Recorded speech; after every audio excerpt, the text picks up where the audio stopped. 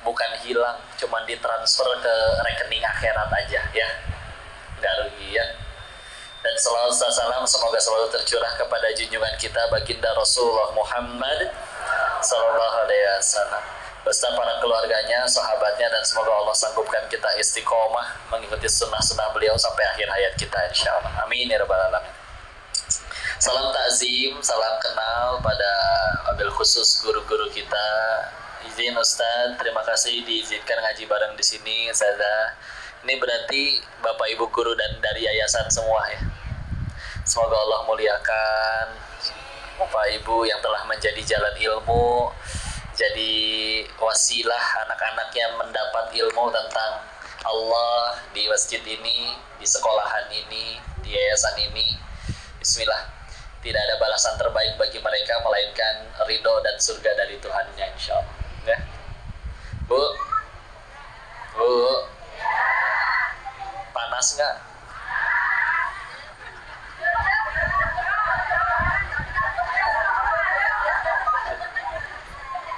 Kok apa yang bikin pengen datang ke sini teh apa?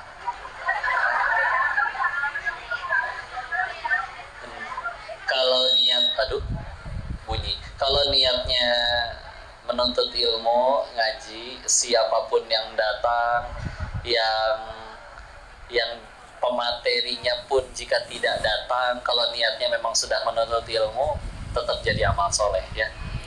Tapi kalau niatnya pengen lihat si Koko misalnya, ketahuilah si Koko ini tidak bisa menyelamatkan ibu-ibu sampai ke surganya Allah. Menyelamatkan dirinya sendiri saja tidak bisa ya. Jadi kalau ngaji sama Kode ini ada syaratnya, Bu. Udah tahu belum? Gaya ya, ustaz-ustaz aja para kiai nggak ada syarat. Tapi ini penting syaratnya. Syaratnya satu, yang diingat bukan si kokonya, tapi pencipta si kokonya.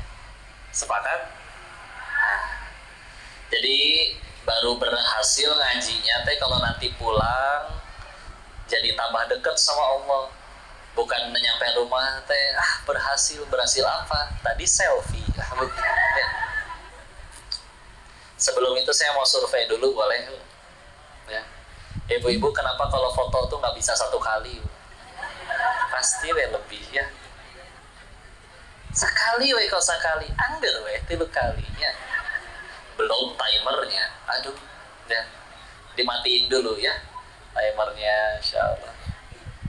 Udah gitu yang dimarahin biasanya yang moto, mas tolong jangan gendut ya. Kumaha ibu, kumaha ya. Yang makan banyak dia, yang dimarahin kita ya. Saya tanya boleh, ibu foto 10 orang, yang 9 senyumnya udah cantik sempurna, tapi ibu perem besorangan, diulang moal. Insyaallah. Foto yang kedua orangnya sama, kameranya sama, yang foto sama, tempatnya sama. Tapi yang 9 senyumnya merem gantian. Tapi ibunya cantik sendiri. Itu bukan yang diupdate. Keren ya, mama wah. Kelas terkuat di muka bumi. Kalau sen kiri belok kanan, kita yang harus mengalah ya. Alhamdulillah. Kan ibu pergi seharian misal Bu ya, nyampe rumah udah foto-foto, dicek ternyata misalkan ayah 170 tilu ya, foto diupdate semua nggak Bu? Enggak, berarti diseleksi dong ya. Yang mana yang dihapusin tuh, yang ibunya cantik atau yang ibunya jelek ya. Padahal yang ibunya jelek yang lainnya pada cantik loh, nggak peduli. Insyaallah. Pantesan kemarin teh kan kita korban deh Pak, korban harus yang jantan kan ya, karena begitulah kalau betina itu jangankan mengalah, jangankan berkorban, mengalah saja tidak mau, betul. Tapi dari mereka lah terlahir anak yang soleh-soleha ya, karena sepengen-pengennya laki-laki melahirkan dan nggak bisa ya, nggak ada rahimnya. Maka bismillah. Orang bilang laki-laki katanya lebih kuat dari perempuan. Padahal kalau disuruh menahan sakit. Potensi paling sakitnya laki-laki itu paling cuman kalau patah tulang, ya. Tapi perempuan potensi paling sakitnya ketika melahirkan. Kok berapa sakit melahirkan dibandingkan dengan patah tulang? Dulu pernah ada orang medis cerita, oh melahirkan itu 27 kali lipat lebih sakit daripada patah tulang.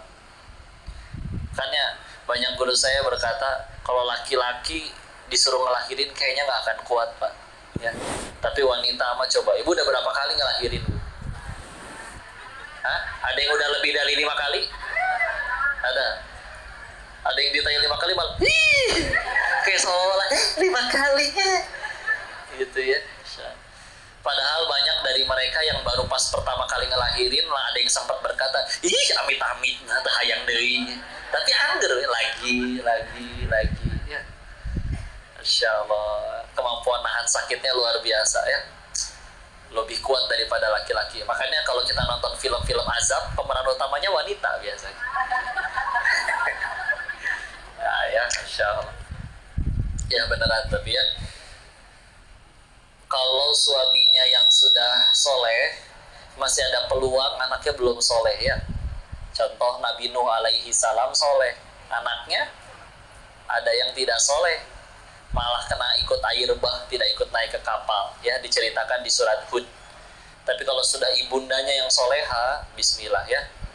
Istrinya Imron, namanya Hana, soleha Hananya, punya anak perempuan soleha juga, namanya Maryam ya.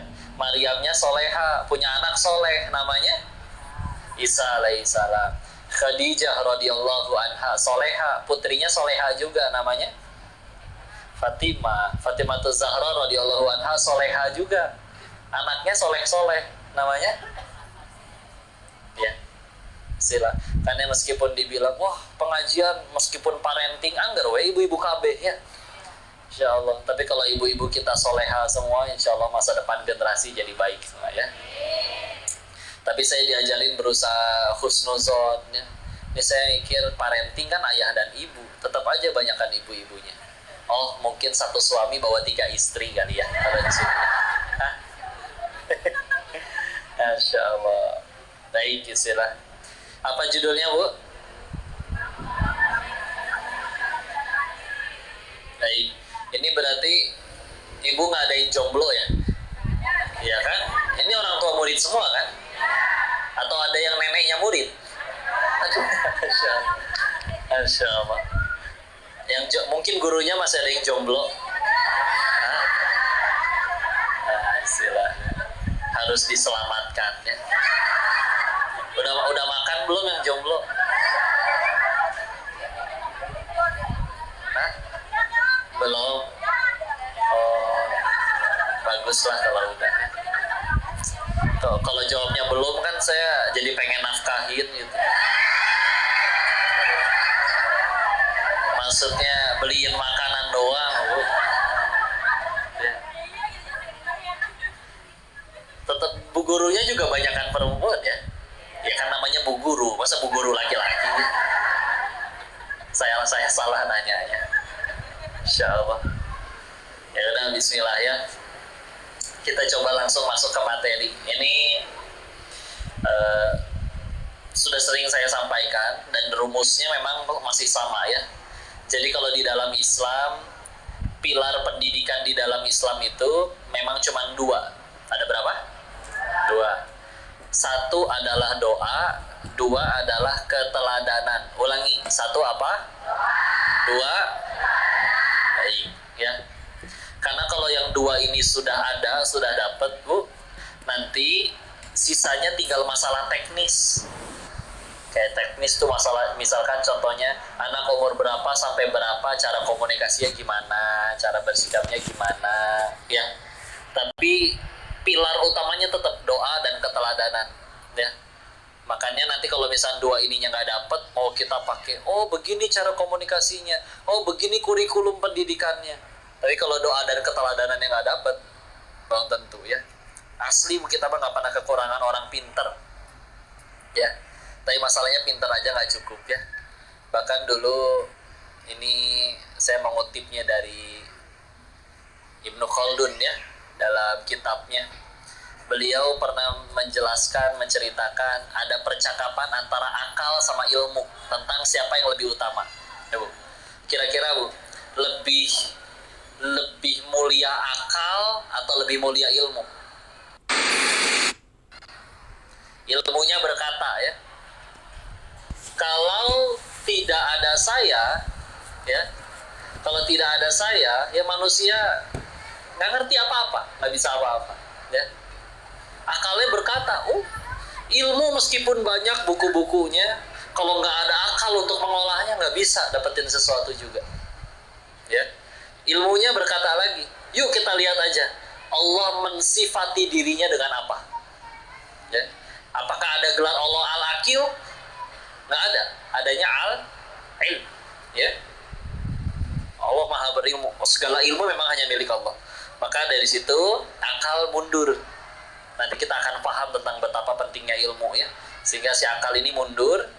Tapi ketika akhirnya beliau menuliskan dalam syairnya, lalu taufik Allah datang, pertolongan Allah datang.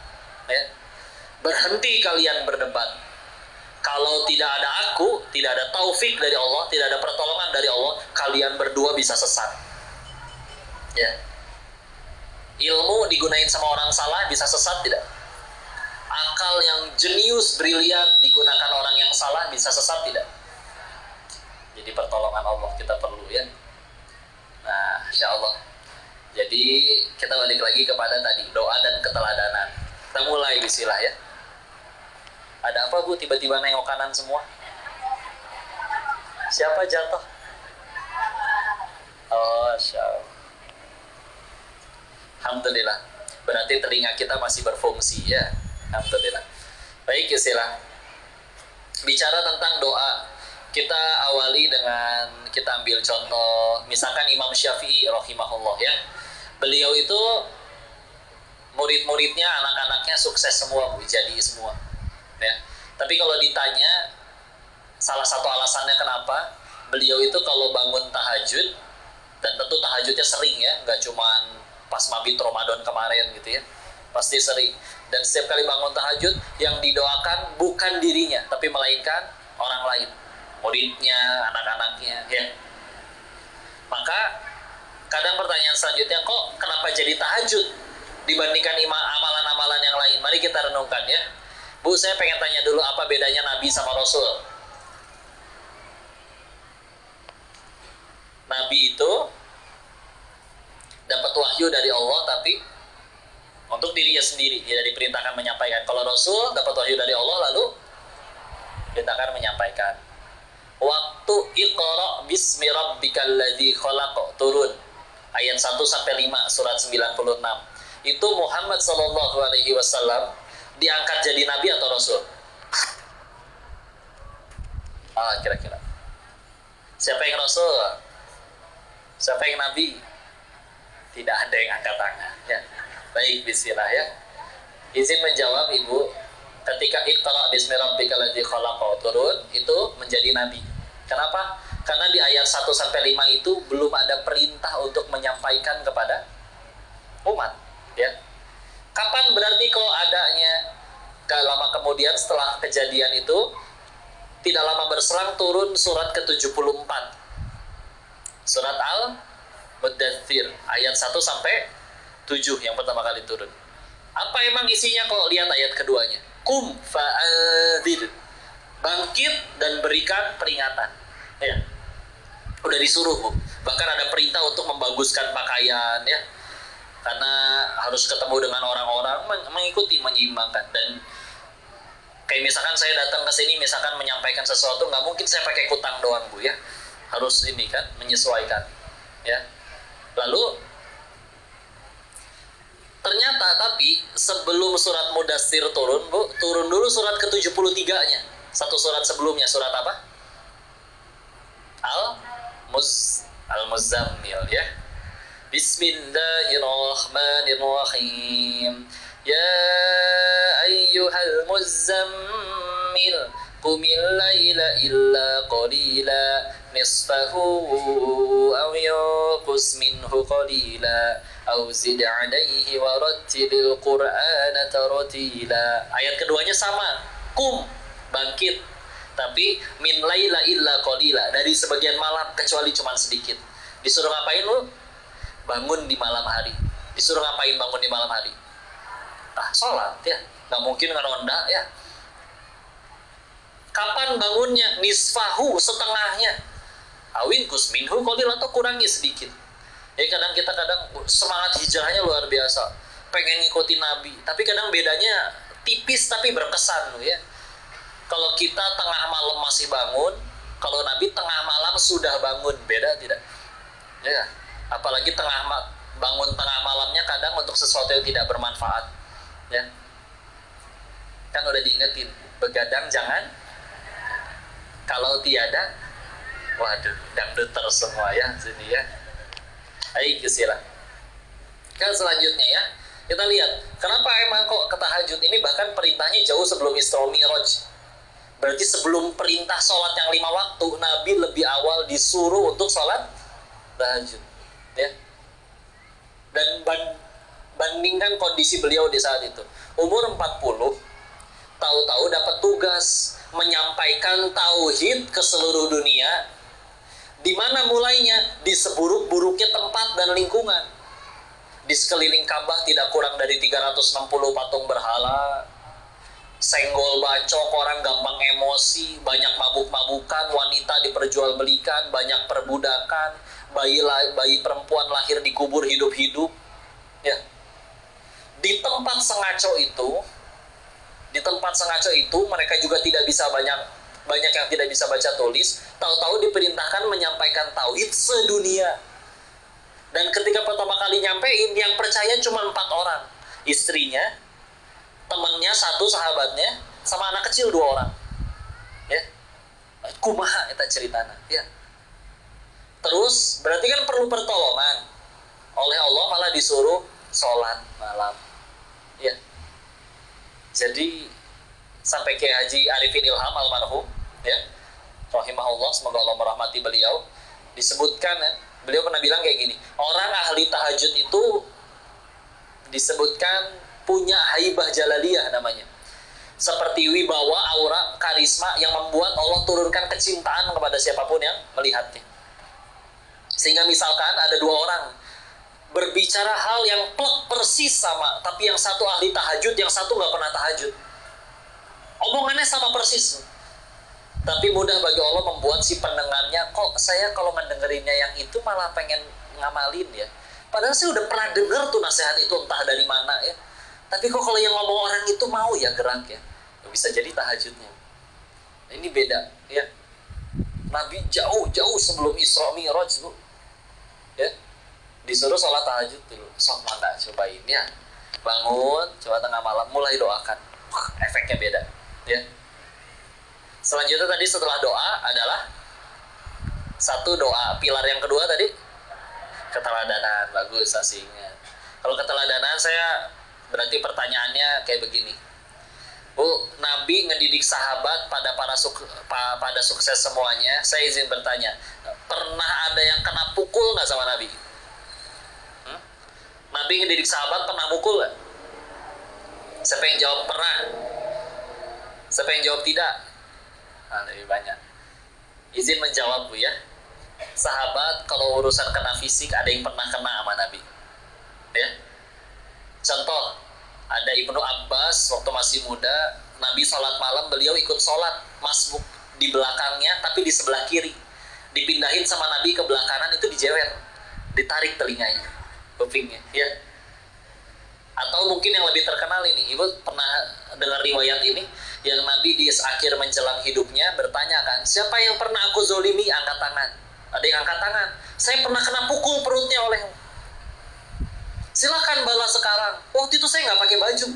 Nabi lepas pakaian atasnya, kelihatan perutnya diganjel dengan batu karena sedang menahan lapar. Pertanyaannya, orang itu akhirnya mukul Nabi atau meluk Nabi? Lalu berarti tahu kan? Hadisnya pernah dengar kan? Ya.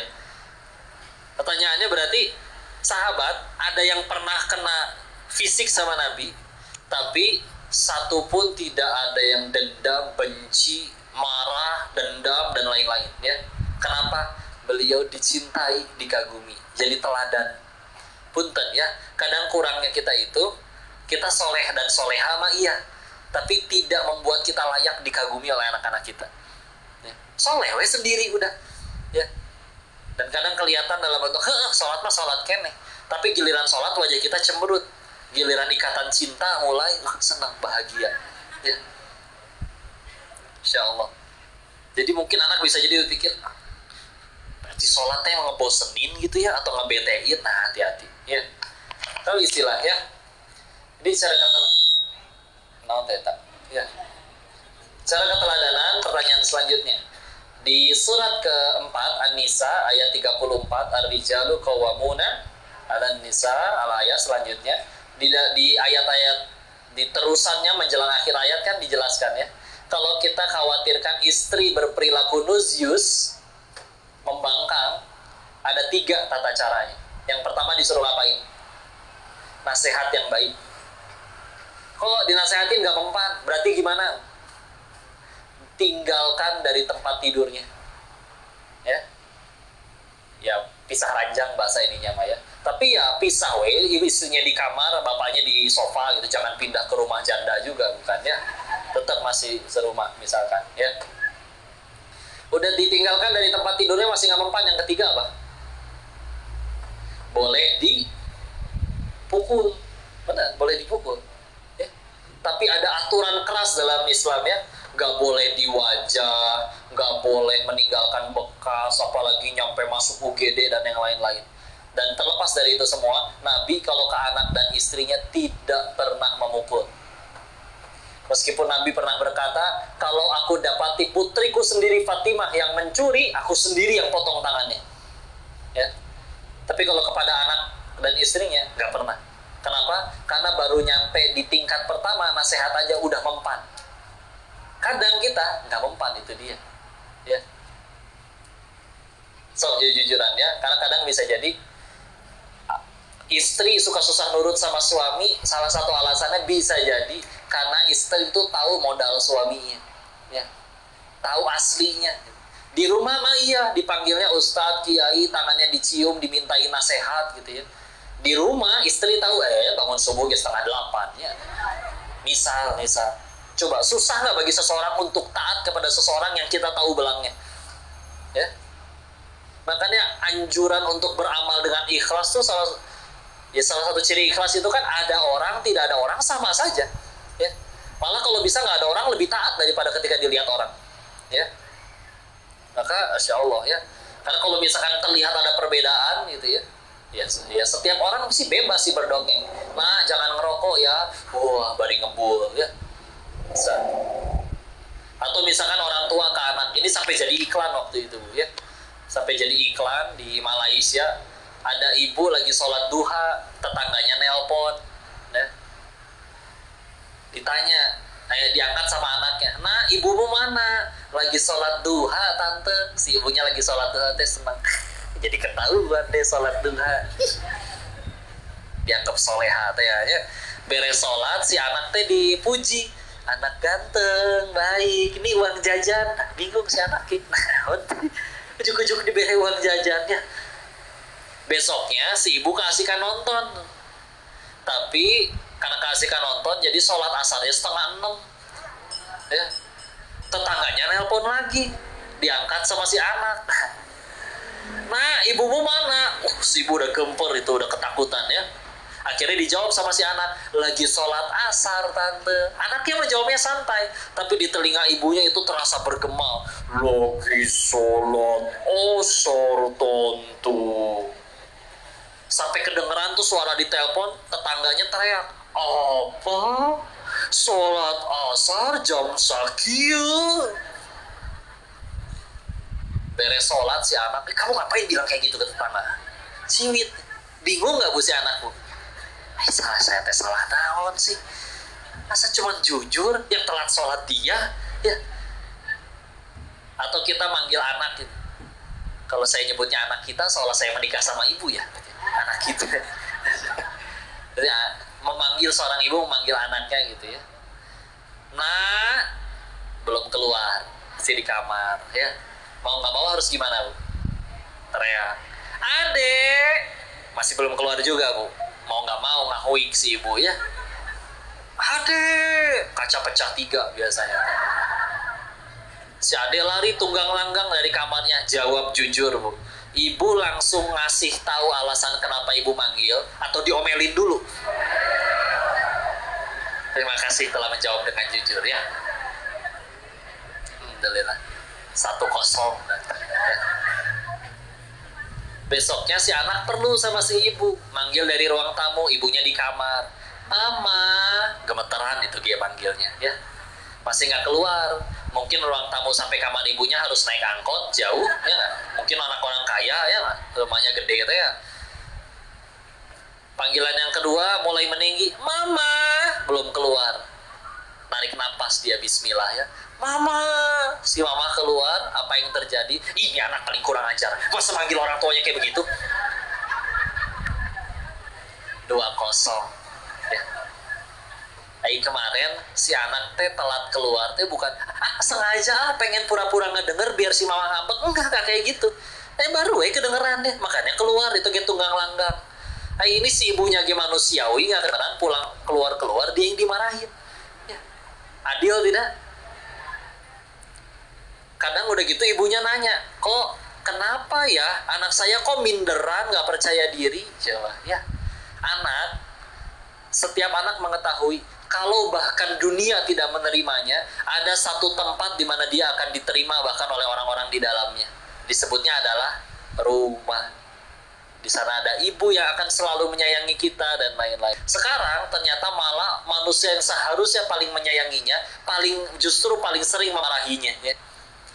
Sedangkan dia mendapati fakta, aduh, yang harusnya paling sayang aja begini, apalagi ketemu orang di luar.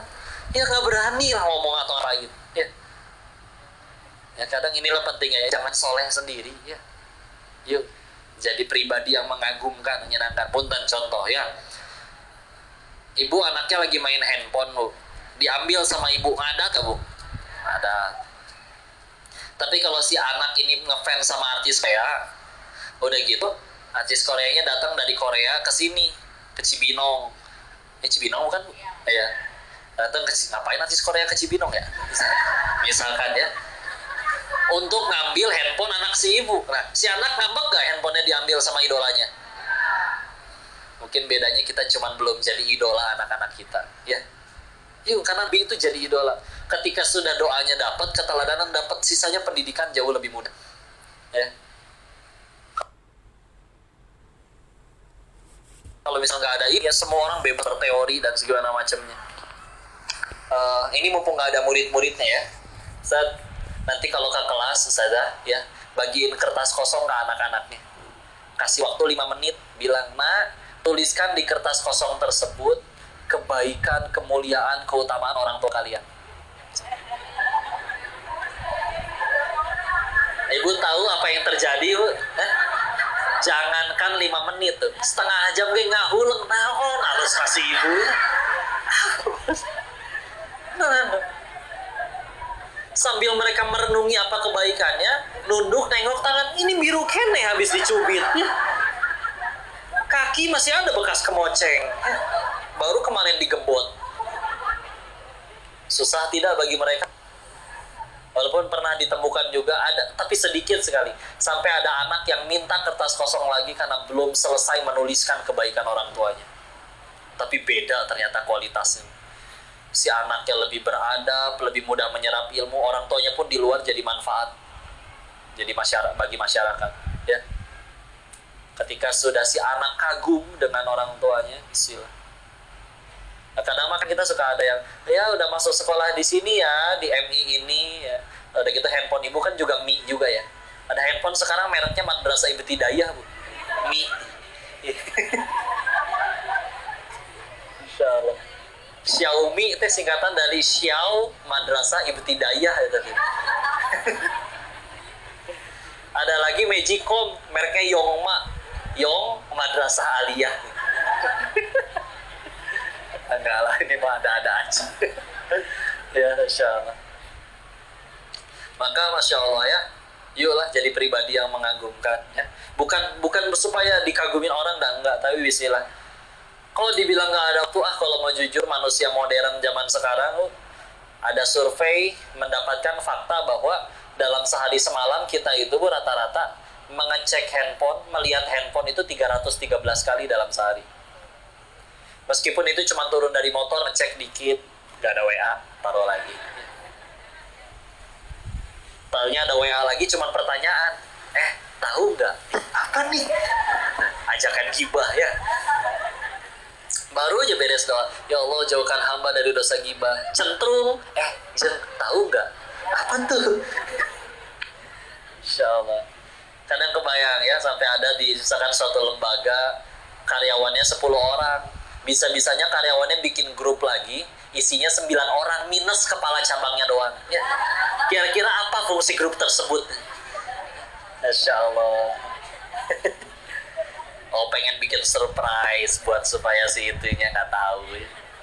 Husnuzon aja lah ya. Insya Allah.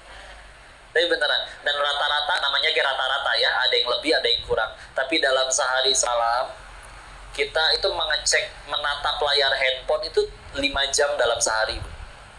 Ya. Dan kalau pengen jujur, yang 5 jam itu kadang sesuatu yang kurang berguna. Scroll TikTok, lucu, udah scroll lagi. Lucu juga, udah scroll lagi. Habis waktu 2 jam. Ya. Itu berhentinya karena kuota habis. Ya. Atau enggak yang kita tumpangin hotspot pergi ya. Insya Allah. Yuklah bismillah ya. Misalkan nonton kajian, kalau sukanya masak ya bikin sesuatu, pokoknya sibuk berkarya. Jadilah orang tua yang mengagumkan, bismillah. Karena nanti bismillah doa udah dapat, keteladanan dapat, bismillah sisanya tinggal bicara teknis. Nanti misalkan Ali bin Abi Thalib pernah mengingatkan kalau kepada anak-anak itu, kalau dia dari lahir sampai usia nanti menjelang akil balik ya, usia mulai remaja, mulai tamyiz ke atas, diperlakukan seperti raja katanya. Ya anak, bagaimana coba lihat ya, anak bayi masih nangis ya, kita yang ngalah, nggak bisa kita suruh diem, kita yang bikinin susu dan lain-lainnya. Nanti ketika sudah mulai paham tamyiz sampai akil balik menuju dewasa, maka diperlakukan sebagaimana prajurit katanya, tegas, disiplin. Dan nanti setelah akhirnya sudah lewat usia dewasanya, sampai usia dewasa, diperlakukan sebagaimana sahabat, kata Ali. Ya.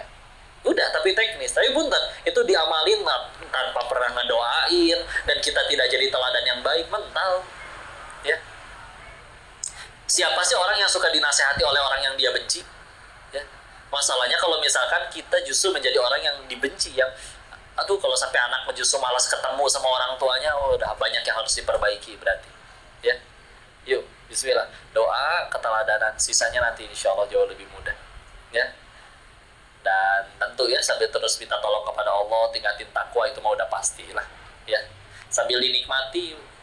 Dan aslinya semua masih berupa ujian bagi satu sama lain. Kapan bisa menjadi nikmat? Kalau bisa jadi jalan tambah dekat kepada Allah. Contoh ya, ibu di WA sama suaminya. Istri. Boleh nggak manggil istrinya is? Boleh ya. Padahal namanya bukan is, boleh kan? Ada ya? Jawab kan nama istrinya. Ada apa su? Suami, UI. Bukan yang main, bukan yang lain-lain. Ya. Begini is, uang belanja saya naikkan ya 20 juta. Sebentar dulu, belum beres. 20 juta itu per minggu. Lihat, mudah kan nyenengin ibu-ibu Pak? Tinggal dikasih khayalan mereka udah bahagia ya. Makanya suka drama ya. Bu, uang belanja 20 juta per minggu. Nikmat bukan? Baru dibilang tadi ujian. Kapan bisa jadi nikmat? Kalau jadi jalan tambah dekat sama Allah. Ya, tambah banyak wakafnya, sedekahnya. Coba uangnya tambah banyak malah dipakai maksiat. Masa nikmat? Ada orang bisa nggak jadi maksiat Bu gara-gara nggak punya duit. Berarti bisa jadi nggak punya duitnya orang itu ditolong sama Allah. Ya. Jadi baru jadi nikmat dari seperti itu. Yang suami juga sama, misalkan diuji di WA sama bosnya, karyawan. Ada apa tur? Direktur. Ya, unik juga panggilannya. Ini bosnya yang paling tinggi berkata ternyata, besok kamu saya naikkan jabatan ya, jadi atasan saya. Bingung juga, perasaan bapak udah paling tinggi kan, dia naik ke atasnya lagi. Pak, Bu, suami naik jabatan, nikmat bukan? Ujian. Kapan jadi nikmat? Kalau dengan naik jabatannya dia gunakan jadi jalan tambah dekat sama Allah. Ya. Dia bikin peraturan misalkan, yang karyawan di sini yang gajinya udah mencapai nisab, saya potong 2,5% untuk zakat. Coba kalau yang ngomong sesama karyawan, yuk bayar zakat yuk, enak aja, siapa kamu ngatur-ngatur? Tapi kalau udah dijadikan peraturan oleh atasannya, suka tidak suka, mau tidak mau, ya. Mumpung punya kekuasaan, teman kerja korupsi, kita udah amal ma'ruf nahi munkar, ngingetin dan segala macam, dia masih korupsi, insya Allah kita selamat dari dosanya. Tapi pemimpin bawahannya zolim dan dia tahu masih ada hal yang bisa dia lakukan untuk mencegah kezoliman tersebut, tapi dia tidak lakukan, demi Allah ikut bertanggung jawab. Tanggung jawabnya seorang pemimpin yang memberikan izin tempat tersebut menjual minuman keras, demi Allah setiap tetesnya dihitung itu sama Allah, ya. Modalnya padahal cuma 1 tanda tangan. Ya, suatu luas ya, Insya Allah. Kan guru kami juga mengingatkan, kadang 1000 fatwa ulama mengharamkan khamr, mengharamkan zina, bisa kalah sama 1 tanda tangan pemimpin, ya, yang mengizinkan itu semua terjadi, ya. Sing saroleh lah kabehnya, insyaallah. Istilah bersemoga semua yang kita perbuat lakukan jadi jalan tambah dekat kepada Allah, ya. Saya sisain waktu untuk tanya jawab. Mungkin ada, kalau ada yang mau didiskusikan atau dikoreksi silakan. Assalamualaikum kok. Waalaikumsalam warahmatullahi wabarakatuh. Alhamdulillah kita udah ketemu 2 kali ya kok. Yang pertama di sesi Fisar Indah Pratama. Seolah kita pernah janjian di mana gitu sih. Pernah kok waktu itu ada tukang pas tintin itu pas kita berhenti di jalan. Kita berhenti. Nah, ibu-ibu jadi curhat ya. Kalau ngomongnya kita berhenti di jalan, seolah saya lagi ngebonceng ibu. Jangan gitu bahasanya. Bapak sama siapa? Iya ibu. Barakallah. Tafadhol, silakan. Saya Mama Dawa, wali santri dari kelas 3B. Maaf izin bertanya kok, bagaimana cara menyikapi IQ anak yang lebih unggul daripada orang tuanya seperti saya? Wassalamualaikum warahmatullahi wabarakatuh. Waalaikumsalam warahmatullahi wabarakatuh. IQ dipisah nanti soalnya ya. Ada intelligent quotient, ada emotional quotient. Intinya mah tapi kecerdasan emosional sama kecerdasan inteligensi. Intinya mah pintar we lah si anaknya. Masya Allah. Baik, langsung dijawab dulu aja tadi. Bisi hilapnya. Kalau udah umur segini tuh, aduh. Cielah.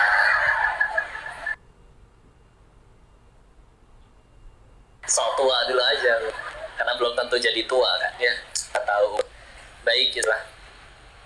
Maka kalau misalkan ada sesuatu hal yang memang ia lebih paham, atau bahkan kita mendapat suatu ilmu baru dari dirinya, nggak sedikit bu, ada anak yang justru anak orang tuanya hijrah justru ikut salah anakin, anaknya lebih rajin ngaji dan yang lain-lain, maka perlakukan sebagaimana adabnya ilmu kepada guru, ya.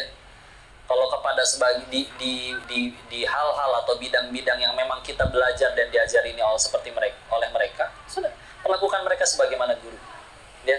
Kita pengen ajarin ini, ya.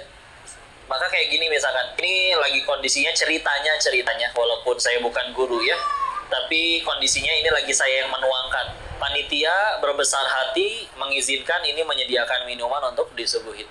Yusuf kita amalin coba. Nah, ajarin mama ini dong, misalkan cara mengoperasikan handphone atau gimana, tetap aja ilmu kan. Ya udah, ketika dia memberikan ilmunya kepada kita, sebagaimana kepada guru, praktikan adab-adabnya, ya.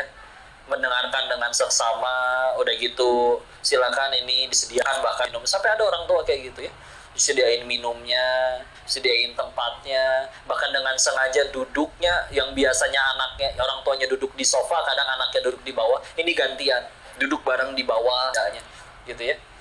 Silakan diperhatikan ya.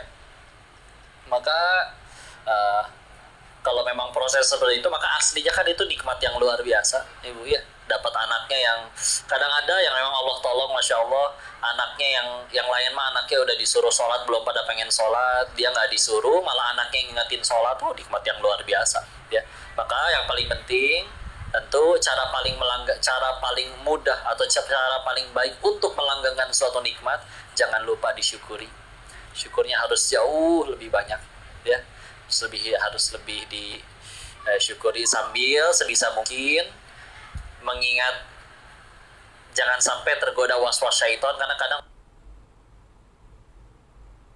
orang pelincir ketika anaknya dipuji pinter, kadang walaupun cuma celetukan bercanda, siapa dulu mamanya ya, nggak lah, Allah yang tolong, bismillah ya. Kalau memang seperti itu maka luar biasa nikmat. Tapi sebagaimana kalau kita mendapat ilmu darinya, silakan praktikkan adab-adabnya ya, mudahkan, dengarkan. Ketika dia berbicara jangan dipotong. Kayak misalkan ibu ketemu sama wali kelas yang ngajarin anak-anak kita, dan kita tahu wali kelasnya ini misalkan hafal Quran, nggak mungkin beliau lagi ngomong ngejelasin tentang sesuatu kita potong. Enggak gitu Ustaz, saya nggak percaya, nggak mungkin ya. Ketika anaknya yang sedang menuangkan ilmunya, dan memang anak itu sudah mempelajari ya, dan memang ya gimana ya, kadang kita pengen yuk duel balapan, kita lomba menghafal ya, kita makan pikirannya udah sambil mikirin lain-lain Bu ya, mikirin cicilan, mikirin apa. Si anak yang mungkin masih belum, biasanya alam ya, tunjukkan bahwa oh gini ya, untuk di tempatnya kalau ini sedang menjadi majelis ilmu, meskipun dia orang tuaku, dia tetap ada adabnya. Giliran nanti sudah beres majelis ilmu ya, anaknya lagi di luar depan rumah, ibunya memanggil, dia datang, ya udah sebagaimana anak lagi berbakti kepada orang tuanya. Tapi semua kan adil itu kan bukan semuanya sama rata, tapi adil itu menempatkan sesuatu pada tempatnya. Karena kalau bicaranya adil itu adalah sama rata, ibu punya anak satu kuliah, satu masih TK, samain aja uang jajannya 2.000, adil nggak? Enggak kan? Tapi menempatkan sesuatu pada tempatnya. Dan lawannya adil adalah zolim. Zolim itu apa? Tidak menempatkan sesuatu pada tempatnya. Contoh, punya wetnya taruh atas plastiknya, itu zolim ya, karena bikin dia jadi repot ya, bukan pada tempatnya ya. Tapi ininya silakan dilakukan, jangan lupa disyukuri. Bismillah, semoga Allah jaga istiqomahnya dan mengumpulkan bunda sekeluarga sampai ke surganya Allah. Barakallah. Wallahu a'lam bishawab. Assalamualaikum warahmatullahi wabarakatuh. Waalaikumsalam warahmatullahi wabarakatuh. Grogi saya kok. Gorgi. Salam kenal Bapak. Enggak. Saya wali murid dari kelas 6B. Anak saya laki. Nah, siapa namanya? Harapan saya atas lulus MD ini inginnya masuk ke pesantren. Iya, amin ya Allah. Tapi anaknya tuh keras ya, kalau di rumah dia temperamental ya. Saya udah bujuk, minta juga sama Allah kan supaya dia mau. Tapi jawaban dia gini, kalau bunda mau aku mau kabur dari pesantren gitu. Dan banyak banget teman-teman saya juga anaknya ke pondok minta sendiri, dan banyak kasus juga katanya nggak betah akhirnya balik lagi. Kalau apa sih, dalam hati saya tuh pengen banget masih pesantren ya, dan masih berharap pas lulus nanti anaknya mau sendiri, terbuka hatinya, lembut gitu. Terus bagaimana saya harus menyikapi dia nih? Apa nanti saya harus mendaftar tanpa ketemu dia? Cuma kita kan nanti dia gak ikhlas ya, belajarnya jadi nggak benar gitu. Tapi dia kata dia mau sekolah di mana aja, yang penting nggak pesantren gitu, intinya gitu. Kalau waktu kelas 5 sih tanya bunda, katanya nggak mau jauh dari bunda, padahal bohong di rumah berantem. Baik, istilah. Ya, terima kasih. Assalamualaikum warahmatullahi wabarakatuh. Memang biasanya dibagi tiga lah ya dibaginya. Guru saya bilang gini, memang ada yang memang rumah tangganya ideal. Ideal itu khusus untuk ilmu, misalkan contoh, si anak itu belajar tafsir dari ayahnya, belajar tajwid dari ibunya, belajar hadis dari pamannya, belajar nahwu dari kakek neneknya. Oh, itu ideal. Sebisa mungkin tempel terus ya, si anak nempel sama orang tuanya. Ada juga yang menengah, semua yang disampaikan oleh orang tua semua sudah disampaikan, maka yuk cari orang yang lebih berilmu untuk tempat si anak belajar. Dan juga memang ada yang kondisinya memang, ya mohon maaf, karena ada yang misalkan di luar sana, mohon maaf, hamil di luar nikah, orang tuanya nggak tahu di mana, akhirnya anak jadi nggak ada yang ngurus, kayak gitu, ya harus diselamatkan untuk dicarikan tempat di mana ia bisa belajar, ya. Dan masalah akhirnya hati seseorang, hati si anak, ya aslinya memang jadi bolak-balikannya memang sama Allah, ya. Maka jangan lupa tadi dikuatkan doa dan keteladanannya, terus tingkatin. Dan nggak sedikit sih yang akhirnya meskipun awalnya dia terpaksa, tapi malah jadi, ya kalau sudah kondisinya di sana, mudah bagi Allah membolak-balikan hatinya. Tapi ya iyalah, itu mungkin bisa jadi sinyal bagi para orang tuanya untuk tambah terus mendekat kepada Allah, ditambah lagi intensitas ibadahnya. Bismillah. Sisanya kalau Allah sudah ingin membolak-balikan hati, ya nanti cara bicaranya mungkin boleh mengambil ini dia. Enaknya kalau misalkan dia punya sosok yang dikagumi, apalagi kalau yang dikagumi adalah orang tuanya, ya. Misalkan saya ngefans sama Imam Syafi'i gitu.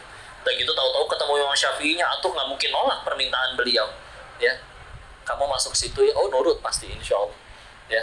Tapi ya memang sekali lagi perlu proses, perlu waktu, ya, dan perlu tolongan Allah. Kalau ditanyanya rumus pastinya bagaimana supaya dia mau pesantren, ya itu wallahu alam, bisa jadi tidak ada rumus pastinya. Tapi toh ada bagian yang berpendapat, toh kamu orang tuanya, bukan dia yang jadi orang tuanya. Dan selagi dia belum istilahnya nyampe ke tingkatan yang sudah, maka nanti kan selain balik ada juga rusydah, ya. Nanti belum sampai di tingkatan dia sudah bisa menentukan dengan baik masa depannya, ya memang orang tua yang menentukan, meskipun dia tidak, ya. Sebagaimana anak kecil juga kadang nggak suka kalau dia dilarang dari makan permen, tapi diselamatkannya dia dari permen bisa jadi menyelamatkan dia dari sakit gigi, ya. Ayo bismillah. Ya bun ya, mungkin dari jawaban dari saya itu dulu, dan juga mengingat waktu, maka alhamdulillah ya, mungkin cukup dua dulu Ustaz ya. Begitu Bunda, mudah-mudahan ada manfaat yang bisa dipetik, dan kita mudah-mudahan bisa ngaji lagi, dikumpulkan bareng lagi. Jika tidak di sini pun, mudah-mudahan kita semua dikumpulkan di surganya Allah ya. Barakallahu fikum. Assalamualaikum warahmatullahi wabarakatuh.